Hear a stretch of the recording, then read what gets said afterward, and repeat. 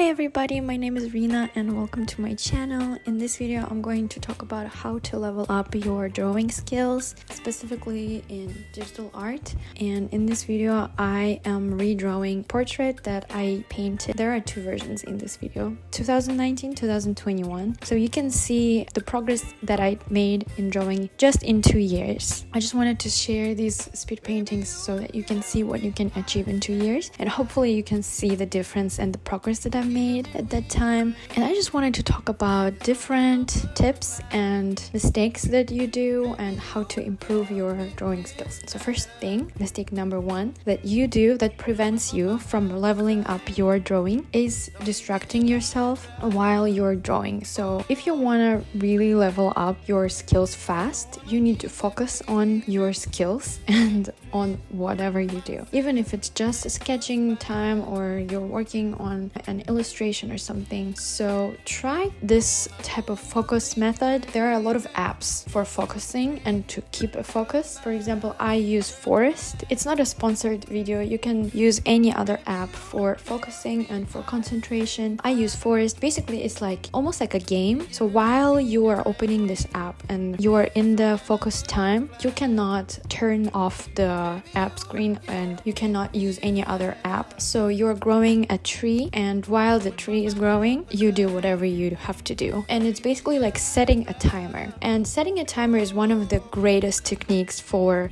concentration. And it also helps to prevent you from procrastination, because for procrastinators, I feel like the most difficult task is to start doing something, start working on your skill, for example, start drawing a piece that you've been postponing for a long time. So this is a very good technique because you can just set a timer for like 5 minutes and just start doing it for just 5 minutes. And what usually happens is you keep going and you keep doing it because you get interested by the process, kind of. But yeah, it's also kind of fun because you're growing a tree, like with this app specifically, you're growing a tree and then the tree becomes a forest, and it's like very fun and cute, and you should try it. And then the second mistake that a lot of people make, I'm pretty sure you'll also do it often because I do it super often, is multitasking while drawing, or multitasking listening to something or watching something at the same time drawing. It's kind of the same as distracting yourself, but more of like having a background noise while drawing.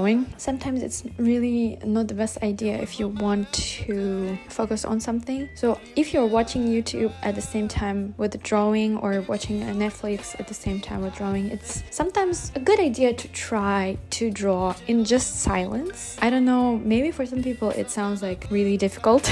These days a lot of people love overstimulation, right? And multitasking, that's what we do these days super often, and scrolling and this dopamine moment. But really try just like 10 minutes of drawing in the silence. You will see how much progress you will make, how much more in the moment you are, and how much more concentrated you are. It really helps. So I really recommend to stop watching or listening something while drawing. Or there are, if you really like to listen, if you cannot do anything in silence, there are concentration playlists and concentration music that you can try. That is not, you don't have to look at the screen. Like for example, when you watch YouTube videos or Netflix as background noise, you sometimes again distract yourself. Number 3 thing that you should stop doing to level up your art is to stop comparing yourself with other artists. Compare like in a bad way, you know. I feel like it's really hard to kind of stop yourself from comparing, because people are like, naturally we compare ourselves to other people all the time and compare things between one another and stuff like that. So I get that, but really comparison in a bad or negative way. For example, when I was younger and I just started drawing, I could not even look at other people's art because I was so envious. They are so good and I'm so bad. I had this mindset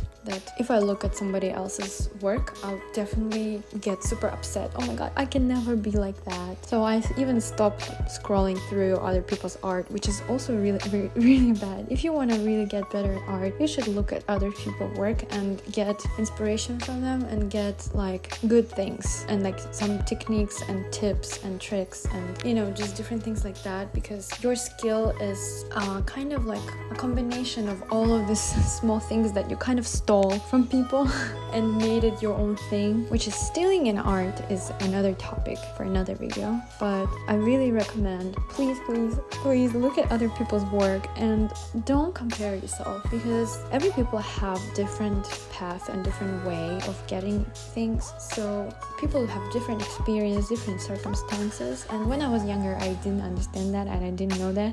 I mean, I kind of knew, but it didn't get to me. And also, if one person really draws very well, it doesn't mean that you cannot do it, or it doesn't mean that you can never achieve whatever they have. And also, why would you want exactly the same thing as this artist wants? You want your own thing, your own style, your own way, and you should work towards that without feeling like negative emotions when you see other people's work. Also, another thing that you should realize, that we only see the best work that people want you to see, or like even some effortless sketches that look effortless, look like, oh, it took me like 10 minutes to do, but yet look how perfect my line work and my shadowing and everything, right? And you see this and you're like, oh my god, how did he do it in just 10 minutes? Or how is this a sketch? For me, it's like a full illustration in my stick, right? But that's the thing, like we have no idea how much time he spent behind the scenes, how many years he spent learning, how many years this person spent making mistakes and also hating whatever comes out of their hand. So try not to think, oh, this is all like they're just all so perfect because they just are talented or they just have skill and I can never get that.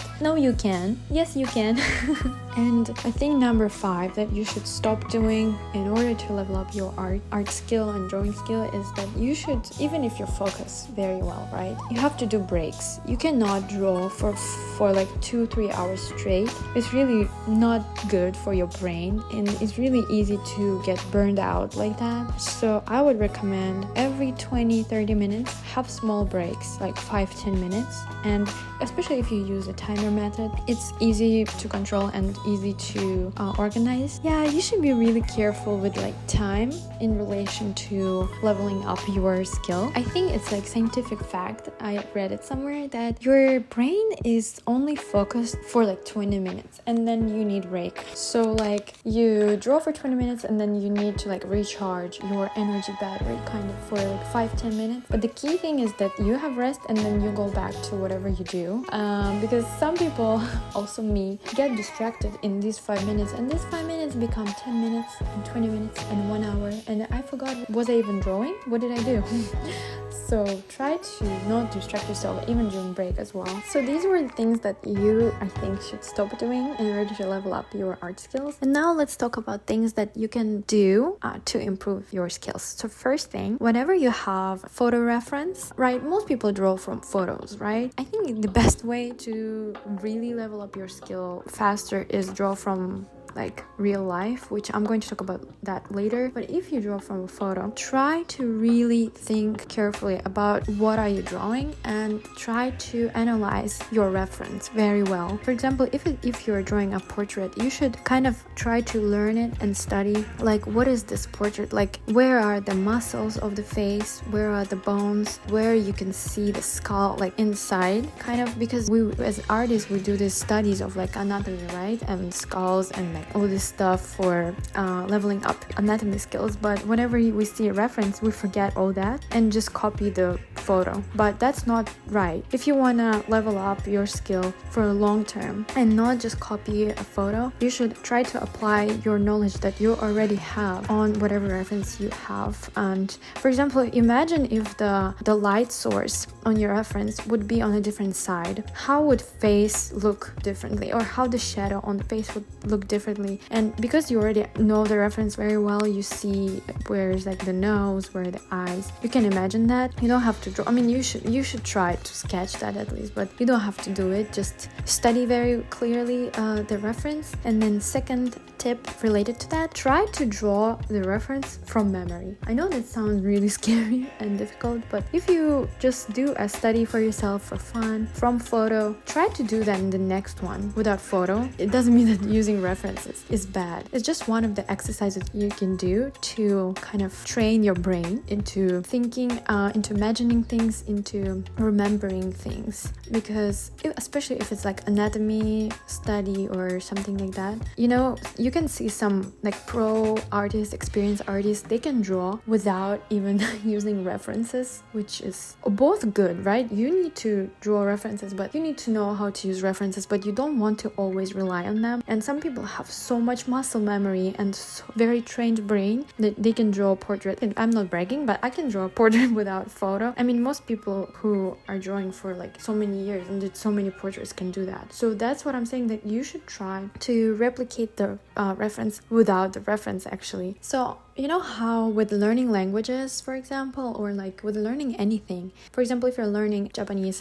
and you have a test, or Spanish or French, and you have a test soon, you can pass the test. If you just studied like a night before the test, you can pretty much memorize something and maybe you can pass it, right? Are you going to remember anything after that? Probably no. So in order to really remember some information or something, you need to have it in a long-term memory, and this type of exercise will really help you to put the reference in a long-term memory because you train your brain like that. So this small training, a small study sketches will help you to learn anatomy faster and other things so that you can level up faster and draw some things really faster because you will know them really well. And then when you have these two drawings, the first one is you draw from reference, photo reference, and then the second one is just from your memory. You can see very clearly things that you can do very well. For example, a lot of artists love to draw face and eyes, you know, or like hair, or just like one specific thing that an artist is very good at. And then there are things that are not so good, right? For example, hands, or like, I don't know, like shoulders, or like the position looks awkward or something like that. Then you will know, okay, this is what I have to work on so that it will become more like automatic almost. Now, one of the most important things that help to really improve art is to draw from real life and from observation. And as many